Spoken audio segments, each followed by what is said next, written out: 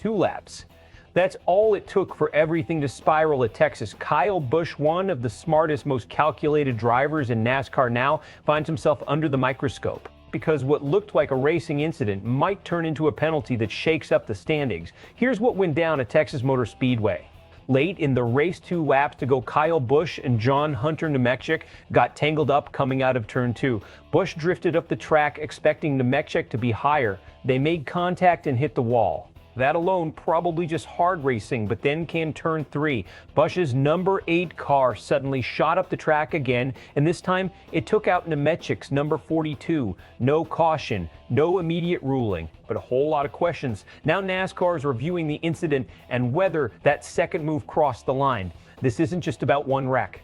Kyle Busch is a veteran, a champion, a driver who knows exactly where the edge is and how to use it. So when something like this happens late in a race, officials don't just shrug it off. And here's the bigger issue: intent. If NASCAR believes that turn 3 move was deliberate, even slightly, they have to act. Because the sport has been crystal clear in recent years, retaliation on track won't be tolerated. Inside the garage, this kind of moment spreads fast. Drivers notice, teams talk, and suddenly Busch isn't just racing for points. He's dealing with reputation, trust, and potential payback down the line. And with the season tightening, every point matters. Let's break this down the way teams and officials will. First, the turn 2 contact. That's racing. Busch misjudges the line. Nemechek is there. It happens, especially late in a run when tires are worn and margins are razor thin. But turn 3 is where this gets complicated, because the movement from Busch's car doesn't look like a typical loss of control. It's sharp, it's upward, and it directly impacts the same driver he just tangled with. Now, Busch's camp is pointing to damage specifically, a bet right front. That's critical. If that tire or suspension was compromised, the car could absolutely push up the track unexpectedly. But here's the catch. NASCAR doesn't just look at what happened, they look at how it happened.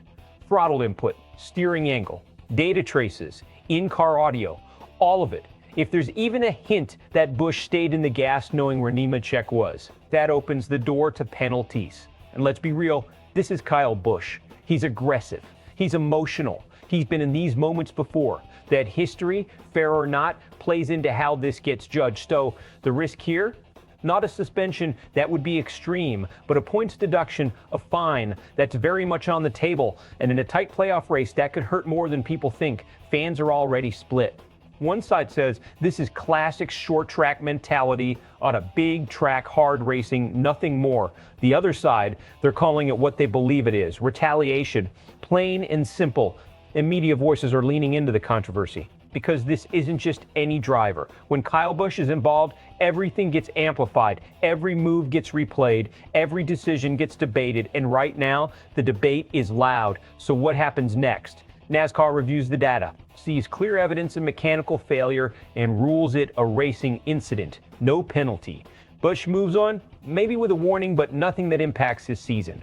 Or officials decide that turn 3 wasn't accidental. Busch gets hit with a points penalty and a fine. Suddenly his playoff position takes a hit, and more importantly, drivers start racing him differently, because once intent is questioned, everything changes. So here's the question. Was that just a damaged car getting away from Kyle Busch, or did he make a split-second decision that went too far?